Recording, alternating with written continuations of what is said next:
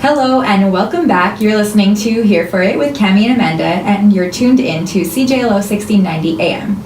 Tonight, you guys, we have a very special guest with us for the first time. Welcome, Jenna Davies. What's up? Hi. Thanks for being with us. Thank you for letting me come on your podcast. I'm so excited. We're so excited about it. So, you guys, tonight we have a pretty sensitive topic coming up. It's relevant considering the events that took place this past weekend in New Zealand. And with that being said, it's about gun control and gun violence. And we'll get into the New Zealand situation and event more later in the episode. But we just wanted to have a brief introduction of Jenna Davies. So, Jenna, you came to Canada to study for university, am I right? Yes, I did. I moved to Montreal a couple years ago to do my undergrad in English literature. And I live with my aunts now, so it's pretty convenient. It is convenient. Right as high. Where exactly are you from the States? I'm from Kansas City, Missouri, so like smack dab in the middle. Right, in the middle.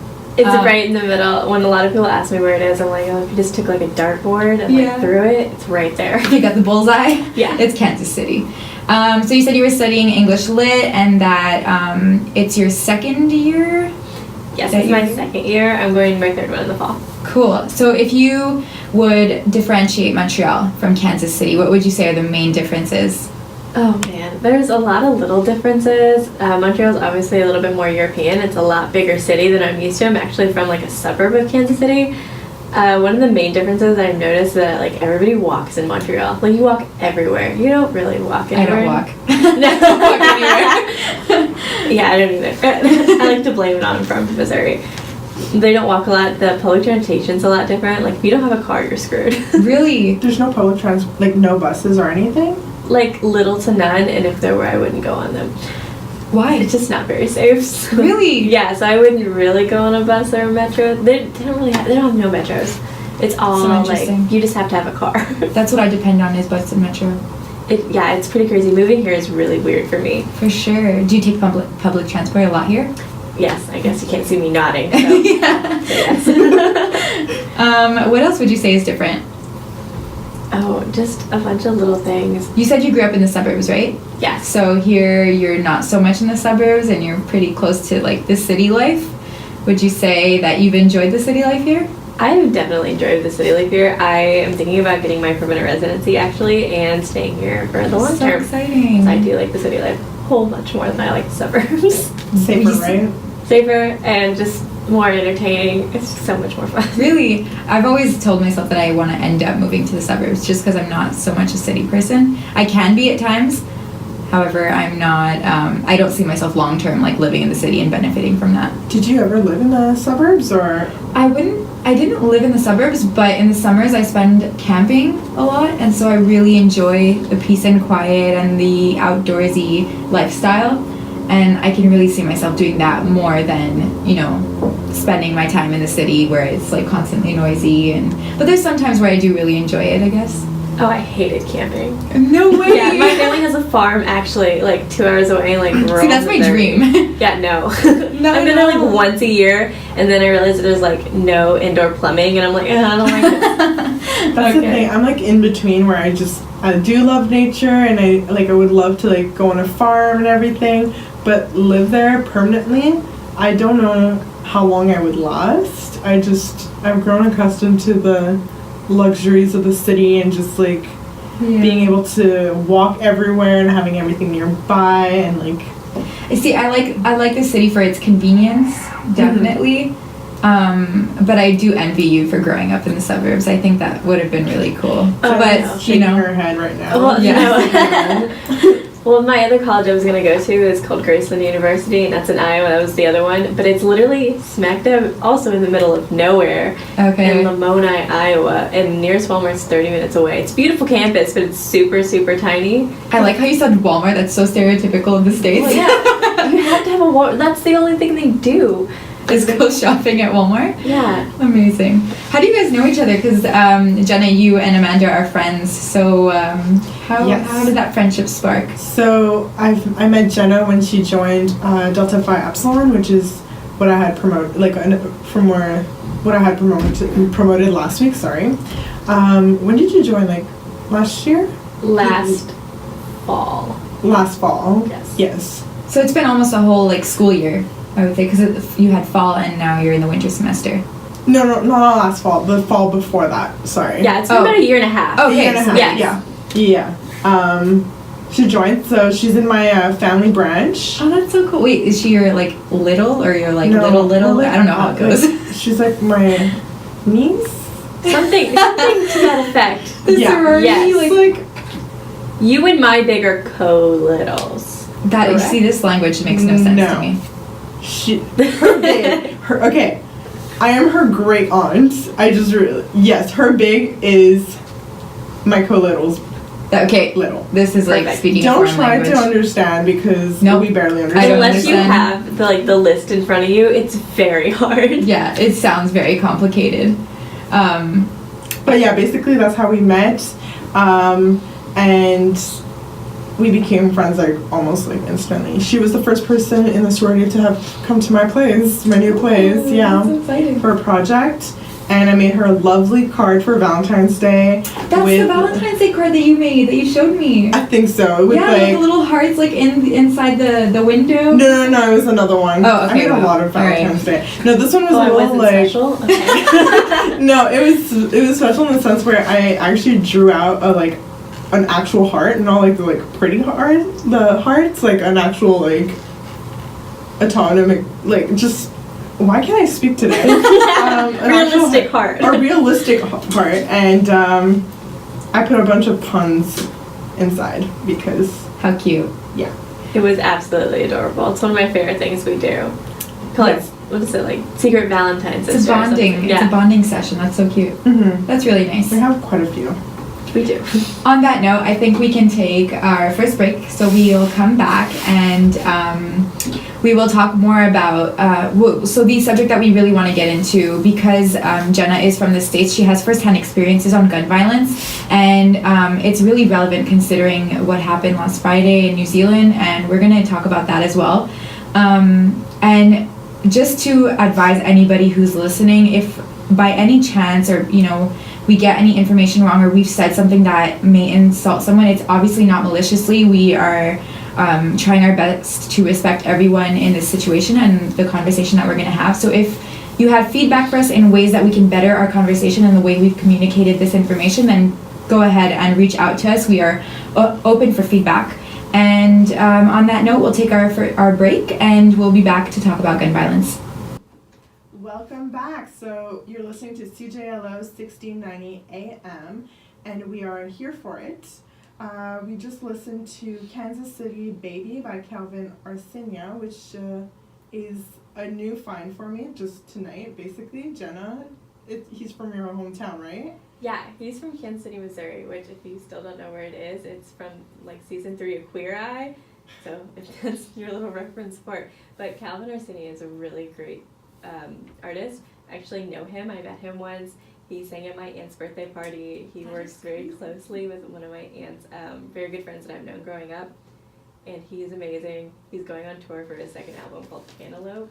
And I'm So hopefully he'll pass by. Oh yeah, Montreal. I'm hoping to see him some point in Kansas City. He was in Montreal just a couple weeks ago. Really? I didn't get to see him. I was really upset. Well, I didn't know about him to see him, but now that I do, I'll keep an eye out. Okay. It's rude that he didn't go see you. How dare he? I know, I sent him a message and everything. Did you actually? I did. I told you I know him. Oh my Oh, I was just going on with the joke. Too I didn't famous for you. expect- Right, he sent me one after and was like, "Oh, I didn't get to see you," and I was like, "Yeah." 8 years later. Right. Who this? New phone, who dis? Okay. Famous now. Right, I was like, I was the first one to ask for that song. Told you should put it on an album, but it's okay. No big deal. I'm the one who made you famous, but okay. Right. Back to our more Topic of the night. topic of the night, a little darker than music and such. We're talking about gun control, and reason why Jenna is here is because she has very close as first-hand experience with it. Just to start off, I wanted to talk about a bit what happened on Friday. So if you haven't heard of it, there was a mass shooting in New Zealand in Christchurch of 2 mosques. And the reason why I'm bringing this up tonight, is because not even 24 hours after the shooting, after the incident, their prime minister instantly started making changes. And things like this has happened like in Australia, in Port Arthur. There was also a shooting, maybe not this year, but they immediately started changing their laws and right after. And then it also happened in Scotland, where they basically banned handguns, and before that there was shootings in England, which prompted them to make new amendments and restricted shotguns and banned ownership of some semi-automatic rifles. And this all brings it back to the US, which is probably one of the most notorious for shootings, and yet not much has changed. Recently, back in December, President Trump announced legislation to ban the bump stock, which is an attachment to like guns. If I can dumb it down, where it makes you like, it could it allows you to fire like a semi-automatic weapon, to fire like a machine gun. So that was banned, or is about to be banned, and it was announced in December, but not much else is being done, and that's why. And how crazy is it that, New Zealand is taking immediate charge of what happened. Australia was taking immediate charge of what happened. And the Scotland. All these countries. And the thing is that what I was reading is that the difference between these countries and us, like North America, is that they are islands. So if they ban something, they have a harder time having smugglers or illegal firearms, because they have literally nowhere to like get it from. Mm-hmm. But places like in Canada, despite having a stricter like gun control, like we get guns smuggled from the U.S. and like for the states that do have a stricter policy, they get their like illegal guns smuggled from other states that have no law against it. So it's basically, what can we be done? We're such a big country. We have like the states have like such big states that all of them have to be like on board if they want to have change, basically. Yeah. Jenna, I'm really curious because you came from the States about 2 years ago, so that means that you were in the States when Trump was elected. What was that experience like for you? Were you able to vote at that time? I actually wasn't able to vote at that time. I was a month too young, and we do our elections in November. My birthday was in January. Wow. But my grade in school was the first, like the grade that got to vote. Mm-hmm. And so it was a whirlwind. It was you could feel the tension in the hallways, you could feel the tension in the city, and basically in the state. It was a very kind of a stressful time. Our school, you weren't really allowed to talk about politics much. It's kind of treated as you would a religion. There's always like because there's two sides. There's usually the Democrats and there's the Republicans, and our school had like kind of a split level of both. And so not all the teachers were just kind of walking on eggshells. They didn't want to talk about it. They didn't want to upset somebody and have because it could get very heated very quickly. Right.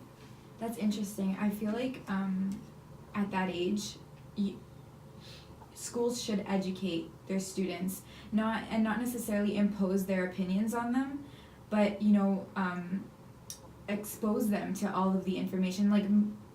I understand why they may be afraid of talking about it, because it is a sensitive thing, and because you can't impose your opinion on someone politically or religiously, if you want to get into that as well.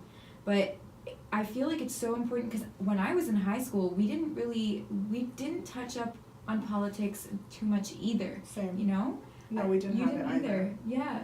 And I think that it's so important, because people like you, for example, you were a month away from being of age to vote, And if the students who were in your grade were of age to vote, did they have enough knowledge to vote, or were they basing their knowledge on their parents' opinions of politics and of Trump at the time? You know, so it's really interesting to understand that schools are not focusing on something that is so important, you know, because we are, people our age are the future generation, the people who are going to be the future leaders of the world, you know. And if we aren't able to be educated on such topics, then how are we supposed to understand what's going on? You know what I mean? I want to know, what was the voting system like? So when you were able to vote, how would that if you do know, how would that system have gone for you? Okay, so in the US we have an electoral college, and that's how we do our presidential elections. Okay. And our electoral college works in a way that your state gets a set number of votes. Okay. And it kind of bases on how big your state is. And then at the end, they're all added up. So you vote, and then the popular vote gets your electoral college vote. And so they get, like, I think Missouri is like, I don't know, 10. Probably not. Please don't correct me. Don't quote her on that. Don't quote me on that. And so if most of the people voted Republican, it's going to go, our 10 votes are going to go to Republican. Okay. And that's how that goes. But technically is that the person that does our voting for us does not have to vote the way the state votes. It's called like a faithful electoral college person. Probably should have looked it up before I said it. But they don't technically have to vote the way we vote. They usually do, though. But there is a little loophole. And a lot of the states usually have a set color that they are. It's just the way that they usually vote. Right. And the colors are red and blue. Blue is Democratic. Red is Republican. And Missouri, the state that I live in, is red. So it is a very Republican state. And the way the states break up are called districts. Right. And they are just based up on, like, the way the land is and, like, how many districts there are. My district I live in, which is Kansas City, it is blue. And so I'm surrounded, you could kind of say, more like Democratic views. But a lot of the state is red, which is a lot of Republican views. So a lot of the school I went to in the city I grew up in was a lot of Republican influence and just like a little bit of Democratic. And would you say that was easy, like you were able to, that was reflective of the people that you were surrounded by? Like, so if they were more of a Republican, I guess you would say crowd, were you able to notice that in the people that you were surrounded by? It was very, very easy to pick who was really? Going to vote what. Wow. It was very easy. What's the indicator? Oh, man. In a nice, if you can find a nice way. Yeah, these are not statistical, like, you know, it's not, this is more of your opinion. It was honestly the way they talked about politics. A lot of them, because we would try, there'd be like one teacher that tried to talk about politics. We brought up gun control once in a government class, but it was just, we were talking about the Constitution. They're like, oh, we have the right to bear arms. And one teacher was like, well, what do you think that means? That doesn't necessarily mean we get to have guns. And then it was just like the loudest people in the room, like, we have to have our guns. We need them. We get to have them. And like, I have 52 at home. You're like, oh, okay. That's crazy. Yeah. And you were mentioning to us earlier that your brother actually worked in, sorry, can you take us there? Yeah, my brother actually worked at a pawn shop, which my dad used to work at when he was younger too. And when you walk into this pawn shop, there is an entire, like, row of guns. Like, they're not really in cases or anything. Well, some are, but, like, some aren't. And you can just be 18 and buy a gun. And you don't have to really have, like, a background check. You can do conceal and carry in Missouri. It's completely legal. Missouri does not have a lot of strict gun laws whatsoever. Yeah, I was actually looking up the gun laws in Missouri specifically, and just to take you guys through a small a briefing of it. So this is from Wikipedia, so obviously you can find the original source that is linked to it. But so for example, the questions were, or the subject / law was state permit required to purchase? No. Firearm registration? No. Owner license required? No. Permit required to open carry? No. And then you go into assault weapon law? No. And background checks required for private sales? No. So you can just imagine, you know, anybody can literally walk in. Well, actually, I had looked for, like, annual gun law scorecards, and Jenna, you had asked me before the show, so, like, I pulled this up. Missouri scored an F, and they're 47th out of 50, so that's a lot. And they have 21.3 deaths in the 100,000s, if I believe. That is so sad. Don't quote me on that, but I'm pretty sure. Yes, 100,000. Yeah. Does not surprise me. Where is that information taken from? It's from the annual gun law scorecard. Okay. So they have like this. So they like every year they take up like tally of everything. They gather the data. But we were talking about the pawn shop. I just had this random question, but do you know, is it true that you can find it in any Walmart? Yeah. Some Walmarts you can buy guns in. Yeah, I've had friends tell me they can go to Walmarts because they sell guns. I've never heard that, but you can buy guns in Walmarts or like any Bass Pro Shop.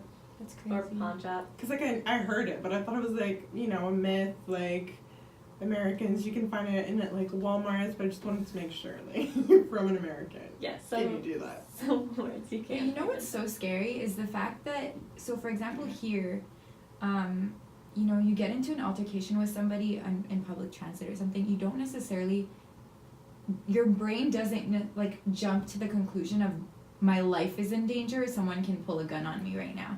But when you're in the States, and especially a state like Missouri, like... It does run through your mind a lot more often. Guns obviously become a thing that it will take a conflict from 0 to 100. It becomes all of a sudden you could be yelling at somebody and then all of a sudden your life could be in danger.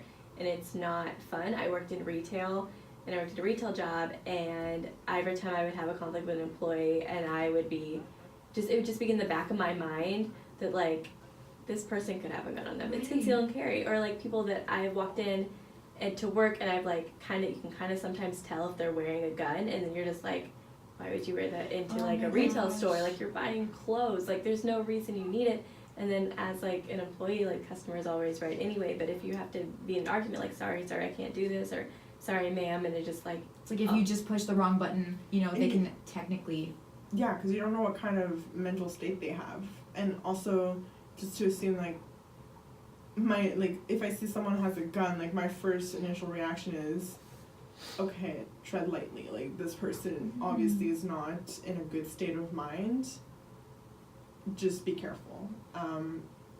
And you said also your coworkers would also wear them, or no, not my coworkers. Okay. You can wear them when you were working, obviously. Okay, thank God. I was like, I misunderstood that. I was like, what? And I don't want to say that everybody that wears guns and conceal and carry is like not in a good state of mind or whatever. Yeah. I've met some people that are just like, I just want to have my gun on me in case something happens. But the thing is that if you feel like you need to have a gun on you to feel protected, then everybody else is armed, and it just becomes a big thing. I just saw, it was actually just a meme I saw that my friend sent me, and it was this guy went in to rob a convenience store, and everybody in the convenience store shot him because they all had guns on them.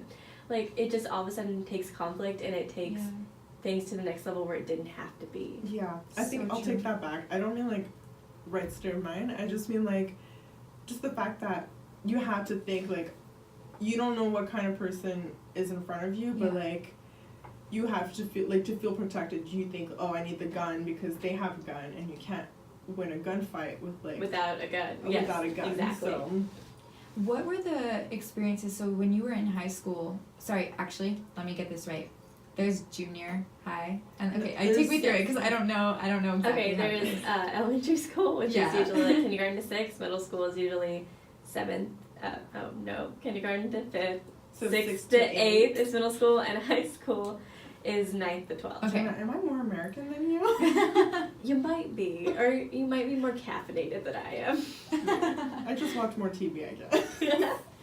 My question was more, what were the drills? Because I know that we had, so in high school, I don't remember so much in elementary school. We had, for me, I like mainly had like fire drills, and I think we like touched upon if someone would walk into the school, and I think it happened especially after the Dawson incident. Yeah, and like it happened like maybe once or twice, and I think it happened once in elementary school because literally this is so stupid. A squirrel got into the school, so we had to like do a lockdown. So we like closed our doors and had to like, we thought a man had entered with a gun. Turned out it was just a squirrel. That's like crazy. Running around. And then one time in high school, because there was like some kind of threat that like came to our school, I think, and they didn't want to take, like, they took precautions. And yeah, I don't necessarily remember, like, we did drills, you know, where you would if an alarm went off, you would your teacher would like lock the door, and like the majority of the class would go into the corner of the room that was furthest from the door, and so, but the thing is, when we went through drills like this, we have had incidences in Montreal and in Canada where, you know, we have had gun violence before, but I don't think, and for me, in my opinion, it never really registered in my mind, like this is likely to happen, or it's, you know, there's a high chance of this happening. But for you, like, what kind of drills did they take you through, and what went through your mind when you went through those drills? So we would even go through these drills, I think even once in elementary school we went through one. And in middle school we went through them a couple times. High school got to a lot more. And we had the same drills that you did, that you would get the alert that somebody was in the building, you would turn off the lights, you would lock the door, you would get away from the windows, you'd go crouch into a corner. And you would kind of just put your hands over your head and hide. Like everyone would kind of crouch, right? Yes. Until we got into high school, and especially after the Parkland shooting in 2018 in Florida, we got a new protocol. And this protocol was new, and it was called ALICE. And ALICE has only been implemented in like 1,025 high schools. I looked at their website, which is not a lot, but ALICE is a completely different approach to a shooter. Because I remember being told, we had a lot of, we had like assemblies about it, but we had a lot of teachers talk to us about it when this came on. Is that they did studies at what shooters want when they go into a school shooting, and they think of it like a video game. They want the most amount of kills. And if you are sitting into a corner, what they would tell us is that you are sitting ducks.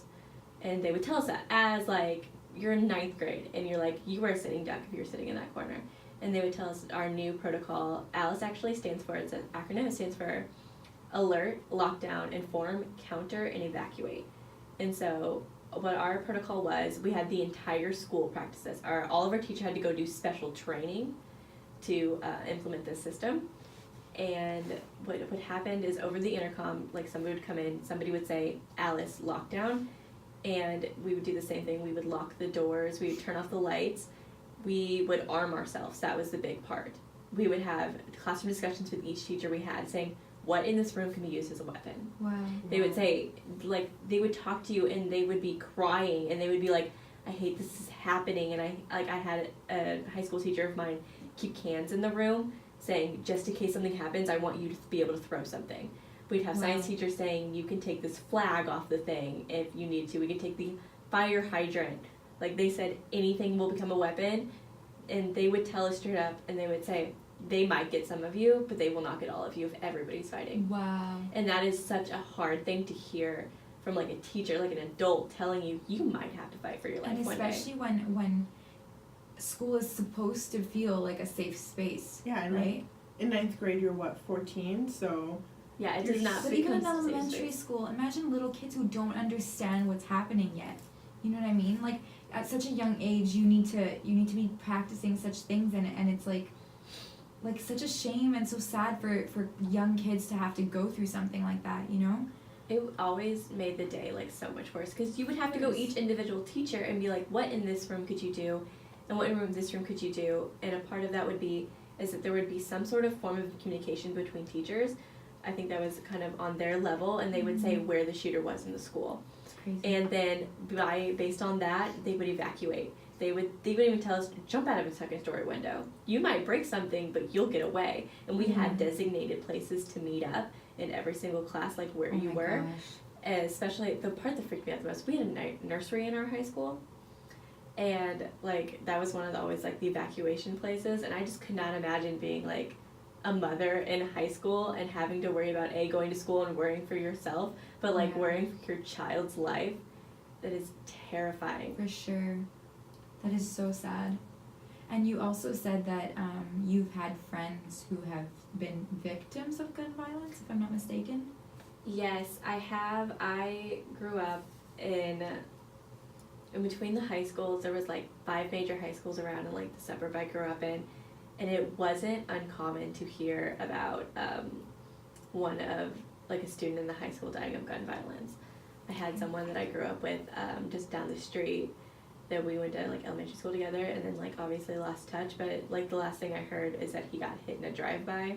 Oh my gosh. And there's things like that. There's people, gun violence has become a big thing because there's a lot of robberies, and we weren't in the best part of town, but it would be escalated by bringing guns, and there is a rule that I was always told if somebody else is on your property, you were allowed to shoot them. Wow. And I've known a few people that have died that way. That, I mean, they didn't go there the best intent, but just if you suspect that they're doing something wrong, you're allowed to. If they are on your property, you are allowed to shoot legally. That's shoot them. so crazy. Yeah, I heard that law, which sounds crazy. Like, you can just step on their property, and if they don't like your face, they can be threatened. It is ridiculous, but it's like, I also grew up that way. Like, you weren't supposed to go on people's properties. Like, getting balls out of people's yards was always like, I wouldn't say it was like a risk, but it was always like, does my neighbor like me? Do I know these people? That's like, so crazy. But a lot of them know that they're not going to shoot little kids, but it's also like, if you're in a part of the neighborhood that you don't know, and you're like doing something, or you're just like going on somebody's property that you don't know, like especially like at nighttime, like it gets kind of like, it's always in the back of your mind, like, I could get shot for me. But imagine just in the past decade, all of the events that have happened with gun violence. People are becoming more paranoid.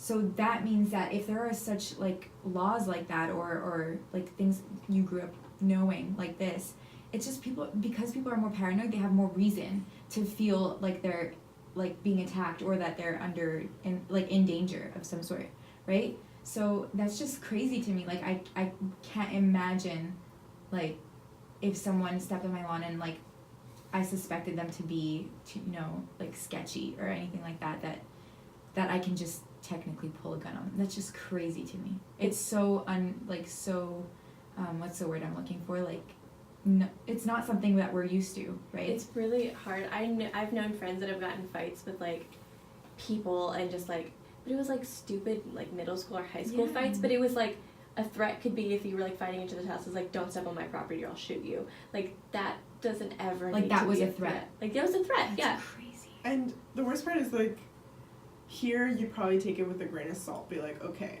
but there it's legit. Like, if you step like a toe on that, like, they can, it's in their rights, which is crazy. And knowing that, and when you researched universities, did that come into consideration when you picked Concordia? Oh yeah. Oh, it did a lot, because as I said, the Parkland shooting that started a lot of the publicity for school shootings actually was in 2017. I was graduating that year, and that's when we started to really implement Alice, and that's when we started to really talk about school shootings. And I was thinking about it, and I looked at a couple colleges from in Missouri and in like Iowa and some surrounding states, and I was just terrified because they were happening at universities, they were happening at high schools, and I didn't want to go to a school where I felt unsafe.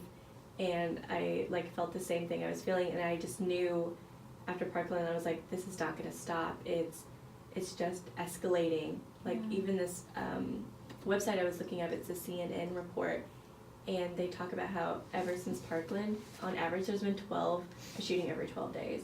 There's been 31 shootings from kindergarten to 12th grade in schools since the year. Like, that is so scary. I just remember looking at news reports, and it was happening so much. Like, me and my friends would just talk, and it happened here, and it happened here, and it happened here, and then this place was close to home.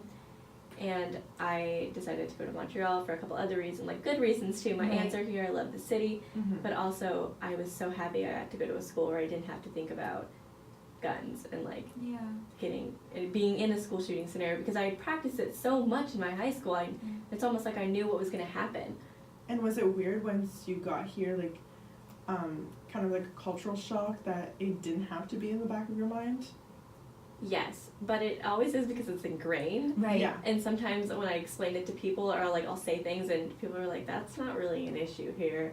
And I'm like, well, it is back home, so it's kind of hard to like get out of it. That's your reality. That's a reality that you lived. Mm-hmm. You know? And it's still reality for my little sister. She's still in high school. Oh my gosh. And she's still doing the Alice thing. And what happened the other day? And she's in Missouri? She's in Missouri. And it scared me so much. She called me, like, FaceTiming me crying. And I was like, what's wrong? And she said, well, the alarm system went off for Alice. She said the school intruder alarm system went off, but it was actually faulty, like it was just an accident. But none of the teachers and nobody knew, so they treated it like a real thing. Like, kids were jumping out of windows. She said, I was stuck in a classroom that I couldn't get out of, Jenna. And I was like, terrified. I She literally goes, just got I know, I did too. Yeah. She was like, I was so scared. She goes, because the classroom kind of opens in a square, but there's like a courtyard in the middle. She goes, I was facing to that. There was nowhere I could go. My teacher wouldn't let us leave. Like, her teacher wouldn't let her evacuate. She goes, I was so scared. She was just like bawling. And they wouldn't let the kids go home after that. They figured out it was faulty, but I was like, those kids need to go home. They all thought they were. That's a their traumatic life. It was so traumatic. I was like crying on the phone, and she was like, I was so scared. And I was like, you should never have to go through that. Yeah. You shouldn't have to go to school one day and just be like, oh, I don't want to do my presentation. Today sucks. And then all of a sudden, like, feel like you're like fearing for your life. Like, she was like panically like texting me and calling me. It's just like having to deal with the fear that this can be your last day at such a young age. For going to school. It's just, it's horrifying. I had goosebumps too, and I was like, oh my god, don't cry. Yeah, I literally just got, like, I had a shiver down my spine. And since school it's required. There's no way these kids can get around not going to school. Yeah. And it's just crazy. I'm just shocked that they didn't just send them home. Like, how can you go back to, like, teaching math and English after such a traumatic event, even though it was false? It's just. And imagine the parents in that situation as well. Like, you were feeling that way towards your sister, but the parents, like, if I in the future when I have children, if I had to worry about something like that, it's just, I can't imagine how many people it affects. It literally affects every single person living in those states. It does, and I've heard a lot of people say they wanted to homeschool now, and it's just like, we just need, if we had stricter gun laws, so we could bring school back together, because I do think that, like, public school in general is a good source of, like, interaction. Mm-hmm. I've seen that, like, the effects of it, but it's just going to school, like, I think you're required to do, and then you might not be safe. Like, that's terrifying. Yeah. And I know a lot of the teachers there are also terrified because they would put their lives out on the line for any one of those kids. But that's not in their job description. Yeah. Should not be, like, I'm going to give my life for these students, and then some of them still will die. Like, you shouldn't have to tell children that you are teaching that some of you might die, but you all need to fight. Like, you need to arm yourselves in case something happens. It's crazy. Hey everyone, you're listening to Here for It with Cami and Amanda, and we have our guest here, Jenna Davies from Kansas City, Missouri, sorry. Yes. And just before the break, we were talking about the gun violence and the experiences that Jenna has gone through personally, people that she knows who have been victims of gun violence as well. I wanted to mention, you know, it's really sad that someone in the States or someone who lives in the States feels like they have to, in order to be safe, that they have to leave the States. So for example, you said that it wasn't your main reason for coming to Canada, but it was one of the reasons. And it's just so sad that home doesn't feel like home because you don't feel safe, you know? And you were saying that your sister is actually coming down to Montreal? Yes, she has planned ever since that I moved that she also wants to follow in my footsteps and move to Montreal. And she's asking to be here for spring break, and I'm very excited. But yeah, it's just very hard to have, like, to live here and to know, don't have to think about it, but also, like, worry about my sister in a different state, or worry about, like, the other kids I know and, like, family friends, or just, like, anybody they went to high school with. Like, it's very hard to, like, balance the two of those out. The gun laws and all the events that have been taking place are literally driving people away from their home, and that shouldn't be the case. You know, we have, like you said, Amanda, earlier in the episode, you were saying that New Zealand is like New Zealand, Australia, England, they all did it really fast. Like right away. And how many times does the States have to go through events like this where there are mass shootings and so many people who are dying for them to realize, you know, that this is an issue, and it's just, it gets me so upset.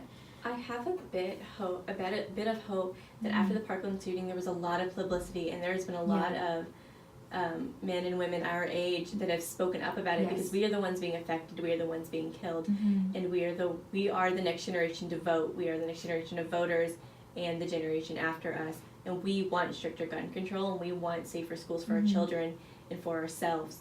And I feel like a change is coming. Hopefully, I think it's going to come a lot slower than, like, New Zealand and Scotland, England, as you had said.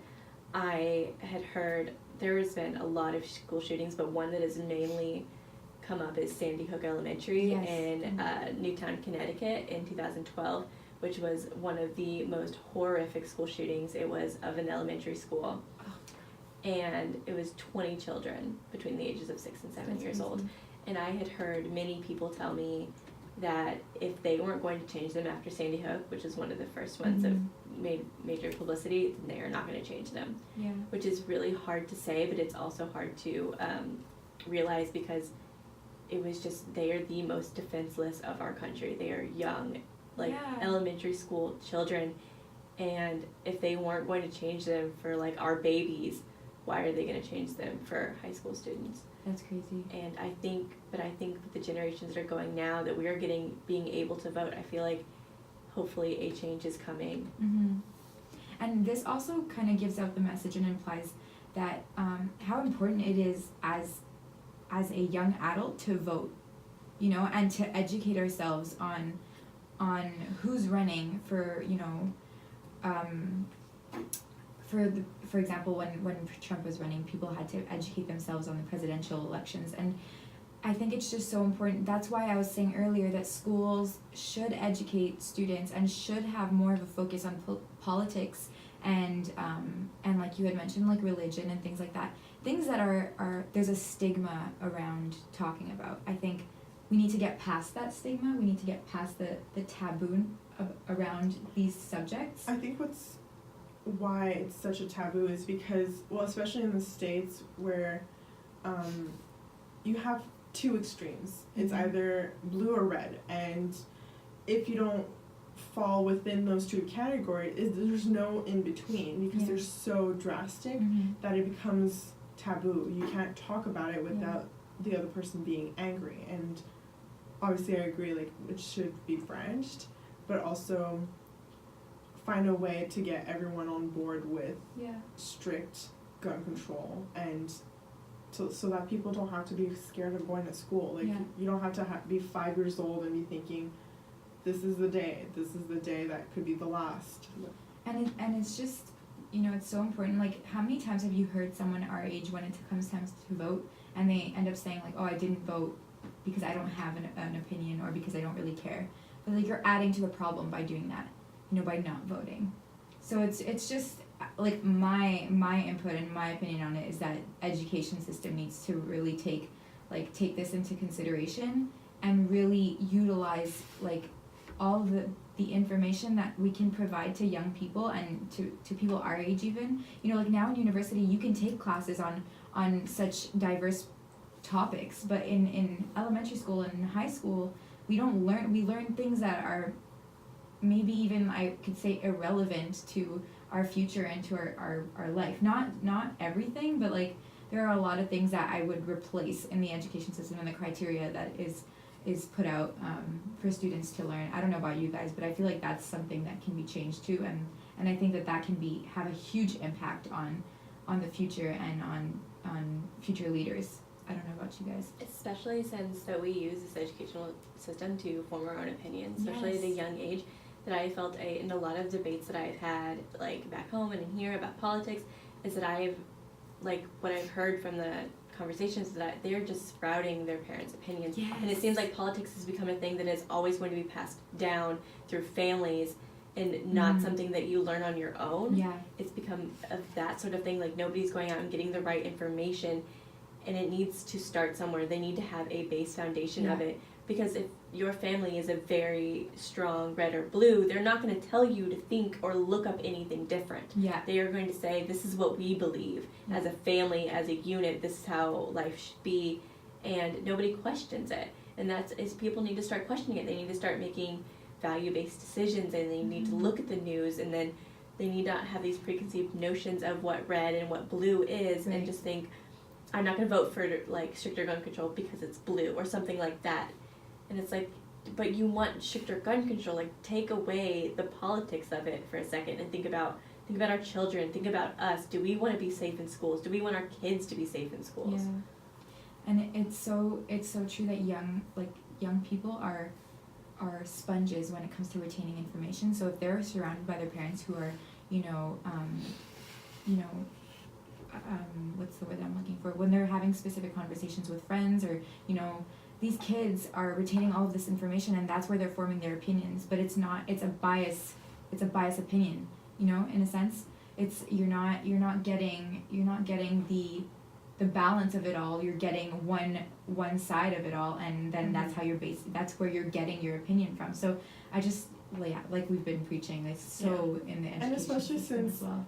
if they didn't get the education, then they pass it on to their kids, and then they pass it on to their kids. It's just a vicious cycle. And you could tell very well, because you say, well, why are you a Democrat? Why are you Republican? And they'll just like, because I am. Yeah. Because I am, and I don't need to explain it to you. Yeah. And then they fight very hard on that fact. Yeah. But it's if you back up your opinions, and it saves more room for people to actually come to a mutual understanding than just yelling at each other, I'm right and you're wrong. And that's where a lot of our conflict lies. Yeah. Yeah. I think that's a great way of Wrapping up the wrapping it up. Thank you, Jenna, for sitting with us and being our first guest. Only thank me when you're famous. Yeah. You'll get a cut of it all. I won't even know you when I'm famous. Just like that guy from the song that was in the beginning. Oh my gosh. Yeah. Thank you so much for coming in. And I think you made the conversation so much more impactful for sure. Yeah. Thank you so much. On that note, we will leave you guys off with that, and we hope you have a wonderful week. We'll be back next Monday. You're listening to Here For It with Cami and Amanda and Jenna tonight on CJLO 1690 AM. Have a great night, everyone. Good night.